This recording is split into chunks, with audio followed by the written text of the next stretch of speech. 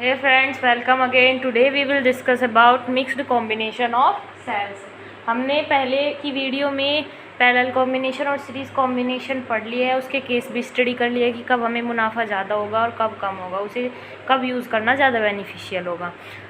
आज हम mixed combination पढ़ेंगे, देखते हैं हमें इसमें ज़्यादा बेनिफिट मिलता है या नहीं। अगर हमें इसमें ज़्यादा बेनिफिट मिलता है तो हम जो भी आगे से बैटरी तैयार करने के लिए सेल्स का कॉम्बिनेशन बनाएंगे वो हम मिक्स्ड ही यूज़ करेंगे। Okay, so friends let's get started. So friends, आप पहले ये डायग्राम समझ लीजिए।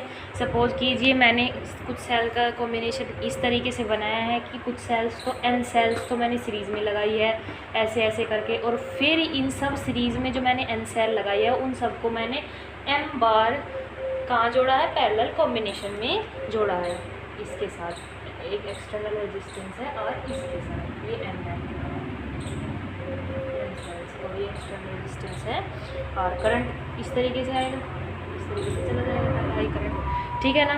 तो ये n सेल्स है और m बार ने पैरेलल में कनेक्ट किया है। सपोज कीजिए सभी का EMF E है एंड सभी का इंटरनल रेजिस्टेंस R है। ध्यान रहेगा आप लोगों को E एंड R। ऐसे ही यहाँ पे है E E E E, ऐसे ही यहाँ पे सभी का EMF जो है E है और सभी का जो इंटरनल रेजिस्टेंस है वो स्मॉल r है, ठीक है। समझ गए आप लोग। अब हम क्या करते हैं, अब हम सबसे पहले इसे सॉल्व करने के लिए क्या करते हैं, सब पहले जितने भी सीरीज़ में उन सबको सॉल्व करेंगे और उन सबको सॉल्व करने के बाद फिर हम रिजल्टेंट पैरेलल निकालेंगे। भाई पैरेलल में रिजल्टेंट क्या आता है। उसके लिए क्या है, सबसे पहले हम फर्स्ट रो के लिए निकाल लें। भाई जो रिजल्टेंट फर्स्ट रो के लिए आएगा वही सेकंड के लिए आएगा, m तक वही आएगा क्योंकि सभी में E भी सेम है, R भी सेम है और n ही सेल है, नंबर ऑफ सेल्स भी सेम ही है। फॉर फर्स्ट रो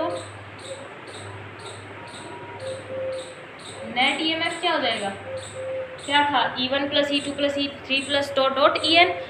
ऐसे कर देंगे E प्लस E कहाँ तक E, n तक E, तो इसे मैं क्या लिख सकती हूँ, NE। समझ गए। और नेट इंटरनल रेजिस्टेंस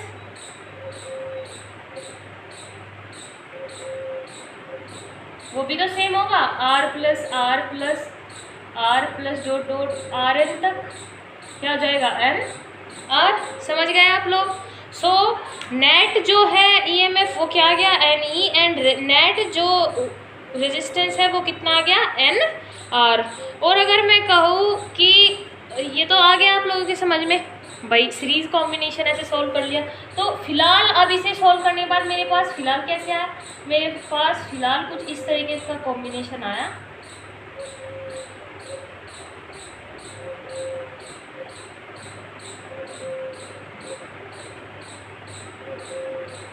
ये R है, इन सब का जितने भी यहाँ पे सीरीज थी इन सब का रिजल्टेंट क्या आ गया, NE, इंटरनल रेजिस्टेंस NR। ऐसे ही यहाँ पे NE NR, ठीक है।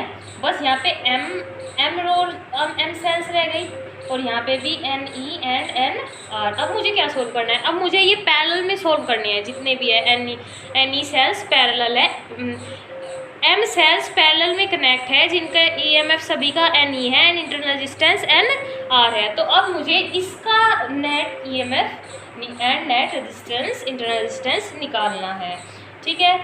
तो हम लिख देते हैं 4M रोज, क्या हो जाएगा, नेट EMF। सबसे पहले नेट रेजिस्टेंस निकालते हैं क्योंकि उसका ज़्यादा अच्छा है, नेट फॉर्मूला, क्योंकि इसमें नेट पैरेलल कॉम्बिनेशन में नेट EMF नेट रेजिस्टेंस के ही हिसाब से निकलता है, उसके हिसाब से निकलता है। तो नेट इंटरनल रेजिस्टेंस तो क्या हो जाएगा, 1/R equivalent is equals to क्या हो जाएगा, 1/NR plus 1/NR plus dot dot dot कहाँ तक, 1/NR M तक। M सेल्स है ना इस तरीके से, तो क्या हो जाएगा, M into NR 1/R equivalent. तो यहाँ से R इक्विवेलेंट की जो वैल्यू आएगी वो क्या आ जाएगी, NR/M। समझ रहे हैं आप कुछ, NR/M, ठीक है। ये आ गया R इक्विवेलेंट। अभी हमें पता है कि जो E इक्विवेलेंट होता है वो होता है E equivalent upon R equivalent is equals to E equivalent upon R equivalent is equals to क्या होता है, E upon R plus E upon R. इस तरीके से होता है कि लेकिन यहाँ तो सभी में एन है ना, एन एन एन, तो एन से तो एन कट हो जाएगा, समझ गए आप लोग। तो ये कहाँ तक कनेक्ट हो जाएंगे, प्लस एम तक, E upon N, E upon R, M तक। सो इन सबको कंबाइन करके मैं क्या लिख सकती हूँ, एम ई अपॉन आर, ठीक है। और आर इक्विवेलेंट की मेरी वैल्यू क्या आई है वो भी लिख दूँ मैं यहाँ पे, N R upon M. So जब यहाँ पे क्रॉस मल्टीप्लिकेशन होगी तो आर इक्विवेलेंट, वो सॉरी ई इक्विवेलेंट की वैल्यू जो आएगी वो N R upon M multiply M E upon R. तो आर से आर कट, एम से वो सॉरी एम से एम कट, तो ई इक्विवेलेंट की जो वैल्यू आई है बच्चों वो आई है हमारी एन ई। समझ गए आप लोग, क्या ये ई इक्विवेलेंट की वैल्यू एन ई। सो ये है हमारा ई इक्विवेलेंट और ये है हमारा आर इक्विवेलेंट। इतना समझ में आ गया, मैंने असाइड लिख लेती हूँ और मैं अब करंट वगैरह से आपको केस समझाती हूँ। सो क्या आ गया, R equivalent N R upon M आ गया और ई इक्विवेलेंट एन ई आ गया। अब मैं क्या करती हूँ, टोटल करंट निकालूंगी तो उसके लिए सबसे पहले मुझे टोटल रेजिस्टेंस पता होना चाहिए। टोटल रेजिस्टेंस क्या हो जाएगा, एक्सटर्नल कितना है आर एंड इंटरनल टोटल कितना है N R upon M, this one. Then total current क्या हो जाएगी,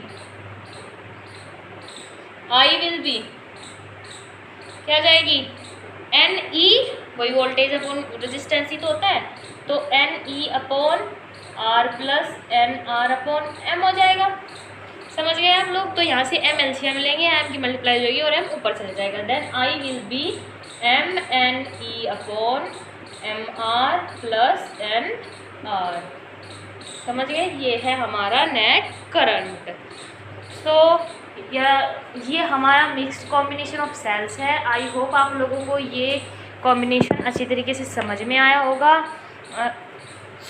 मैंने पहली वीडियो में आपको पैरेलल कॉम्बिनेशन, सीरीज कॉम्बिनेशन पढ़ा दिया है, उसके केसेस भी पढ़ा दिए हैं। ये कॉम्बिनेशन लास्ट था which is mixed combination of sales.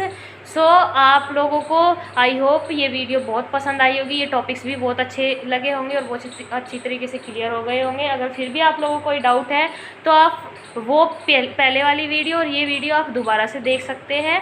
और फिर भी अगर आपको कोई डाउट आ रहा है तो आप मुझे कमेंट बॉक्स में कमेंट कर सकते हैं, मैं आपके डाउट को सॉल्व करने की पूरी कोशिश करूँगी। Thank you guys for watching my video and keep supporting me.